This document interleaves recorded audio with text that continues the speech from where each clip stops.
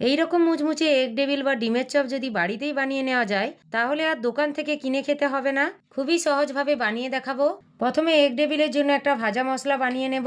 শুকনো খোলায় দিয়ে দেবো 3টে শুকনো লঙ্কা, দারচিনি, এলাচ, গোলমরিচ, 1 চামচ জিরে, 1 চামচ ধনে, 1 চামচ মৌরিকে ড্রাই রোস্ট করে গুঁড়ো করে নেব। এরপর কড়াইতে অল্প তেল দিয়ে দিয়ে দেবো রসুন কুচি, আদা কুচি, কাঁচা লঙ্কা কুচি, পেঁয়াজ কুচি দিয়ে নাড়াচাড়া করে দিয়ে দেবো স্বাদমতো লবণ, হলুদ গুঁড়ো, লঙ্কা গুঁড়ো, ধনে গুঁড়ো আর জিরে গুঁড়ো দিয়ে ভালো করে মশলাটা কষিয়ে 4টে সেদ্ধ আলুকে ম্যাশ করে দিয়ে দেব।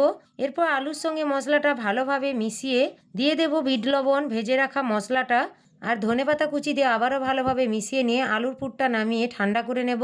এদিকে 5টা সেদ্ধ ডিম নিয়ে মাঝখান থেকে কেটে গোলমরিচ গুঁড়ো, লবণ, লঙ্কা গুঁড়ো ছড়িয়ে দিয়েছি। এরপর কোট করার জন্য ডিমের মধ্যে গোলমরিচ গুঁড়ো, লবণ, কর্নফ্লাওয়ার দিয়ে ভালোভাবে মিশিয়ে রাখবো। এবার ওই আলুর পুরের মধ্যে ডিমটাকে দিয়ে এগ টেবিলের শেপে গড়ে নেব। তারপর ব্যাটারে ডুবিয়ে ব্রেড ক্রাম্বসে কোট করে নেব। সব কটা একইভাবে করে নিয়েছি। এবার ডুবো তেলে ফ্রাই করে নেব। দেখলেন তো কত সহজে এই রান্নাটি করা হয়ে গেল। সন্ধেবেলার চা হোক বা কোনো গেস্ট আসুক, গরম গরম সার্ভ করুন কাসন্দির সাথে।